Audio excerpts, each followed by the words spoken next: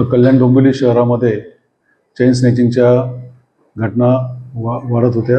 त्या अनुषंगाने माननीय पोलीस आयुक्त श्री डुंबरे सर, त्याचप्रमाणे सहपोलीस आयुक्त चव्हाण साहेब, आमचे अपर पोलीस आयुक्त संजय जाधव साहेब, DCP झेंडे साहेब यांच्या मार्गदर्शनाखाली व आदेशाप्रमाणे डोंबिवली पोलीस ठाण्याचे वरिष्ठ पोलीस निरीक्षक श्री जवादवाड व टीम अशी नियुक्त करण्यात आली आणि त्यांनी परिसरातील CCTV कॅमेरा याची पाहणी करून व इतर माहितीवरून आरोपी परेश किशोर घावरी वय 35 वर्ष राहणार कल्याण यास दिनांक 12 जुलै रोजी अटक करण्यात आलेली आहे।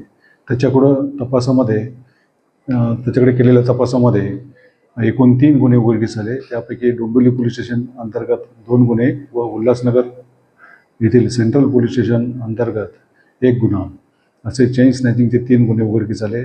तपासात एकूण 5,55,000 रुपयाचा मुद्देमाल जप्त करण्यात आलेला आहे। यामध्ये 2 मोटर स्कूटर आहे, यामा आणि पल्सर कंपनीचे, तसेच 2 चेन, त्यापैकी एक 20 ग्रॅमची व एक 10 ग्रॅमची सोन्याची असं जप्त करण्यात आलेले आहे।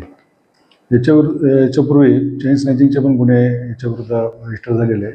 याच्या सहकार्याचा आम्ही शोध घेत आहोत आणि पुढील तपास चालू आहे।